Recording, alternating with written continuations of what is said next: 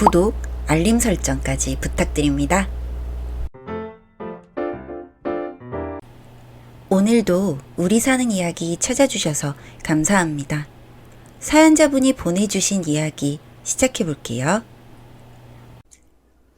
저는 결혼한 지 10년이 되어가는 40대 초반의 여성입니다.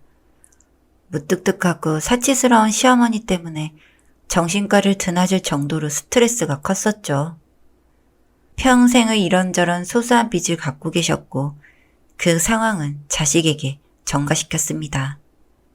처음엔 사람이 살다 보면 그럴 수도 있겠지 하면서 너그럽게 남편과 같이 갚아주기도 했고 시동생과 시누이는 당시에 미혼임에도 불구하고 그것을 갚느라 투잡을 뛰기까지 했습니다.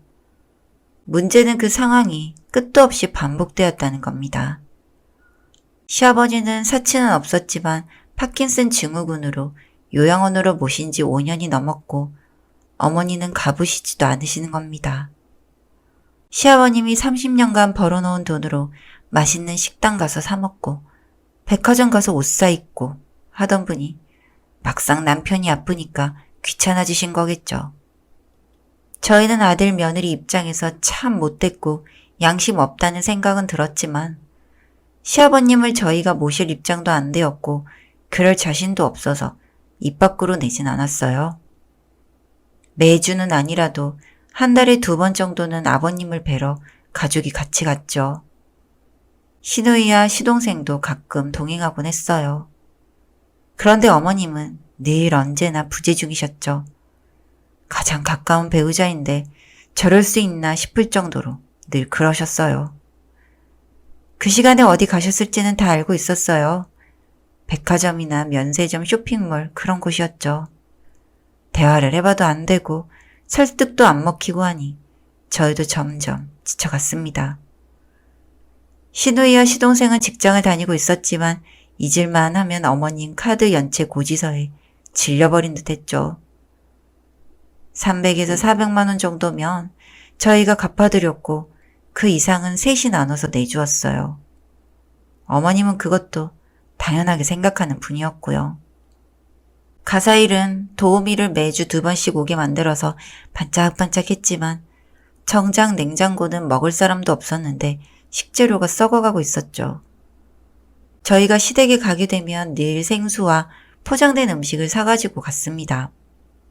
그렇게 10년이 다 되어갈 무렵 시어머니가 지방에 여행을 가겠다고 친구분들과 같이 모여 새벽같이 떠나셨어요. 그 전에 여행비로 쓰시라고 얼마간의 돈을 들였었고 당일에는 어차피 승용차로 가시니까 그런가 보다 했어요. 여행을 잘 다녀오시라고 올라오는 길에 너무 재미있게 잘 놀았다며 저에게 단체로 메시지까지 보내시고 얼마 안 돼서 끔찍한 교통사고가 났다는 것을 알게 되었습니다. 관광버스가 뒤에서 추돌을 한 케이스였는데 하필 바로 앞에 있던 차량이 어머님이 타신 차라 형체를 알아볼 수 없을 정도로 파손이 되고 5분 중에 운전자는 돌아가시고 조수석에 계셨던 어머니는 실종되셨습니다. 나머지 3분은 중상으로 수술을 받고 중환자실에서 치료를 받게 되었는데 연이어 돌아가시는 바람에 그 누구도 당시의 상황을 말씀해 주실 분이 없었습니다. 의자에 혈흔도 남았는데 어머님은 어디서도 찾을 수가 없었습니다. 한 달이 넘도록 소식이 없고 저희도 찾지 못하자 경찰에서는 노인이시고 아마도 튕겨나갔기 때문에 그랬을 거라면서 생존 가능성은 거의 없을 거라고 했습니다. 황망스럽고 경황이 없긴 했지만 1년을 기다리는 동안 각종 카드 연체금과 신용정보 회사에서 날아온 서류들로 탑을 쌓을 정도였습니다. 결국 사망신고를 했고 그 후에 알게 된 빚만 2억이 넘기더군요. 그나마 돌아가신 것을 감사하게 생각해야 하나 할 정도로 말이죠. 아버님은 경제권이 없으시지만 아파트를 팔아서 작은 소형 평수로 옮겼고 이런저런 적금과 개인연금 모은 것들을 다 해약했고 사망보험금까지 어렵게 받아서 빚을 메꾸었습니다. 제사를 모시는 것을 거부할 정도로 저희는 트라우마가 상당히 컸습니다. 그 아버님도 사이가 좋지 않았던 어머님이지만 옆에 아무도 없다는 사실이 서글프셨는지 점점 쇠약해지다가 초겨울 눈 내리는 날 새벽에 세상을 뜨셨습니다. 자식된 도리로 부모가 떠나면 슬프고 괴로운 감정이 인지상정인데 저희는 솔직히 후련한 마음도 들었습니다. 정말 지인이 빠지게 간병하고 빚갚아드리고 사느라 제 자식들 키우고 돌볼 겨를이 없었거든요. 아이들은 훌쩍 커서 중학생과 초등학교 고학년이 되어 있었어요. 아버님의 집은 처분해서 시동생 시누이와 n분의 1로 나누어 가졌습니다. 시골에 있던 땅과 농장도 다 팔아서 똑같이 나누어 상속을 받았죠.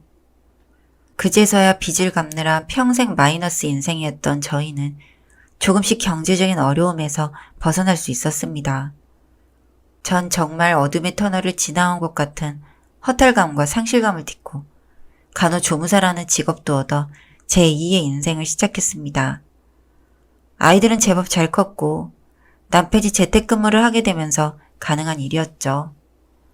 아침 일찍 일어나 가족을 챙기고 퇴근하면 하루가 어떻게 가는지 모를 정도로 바쁘고 고단했지만 그래도 제대로 된 직장이 생겼다는 점에서 매일 열심히 일을 했습니다.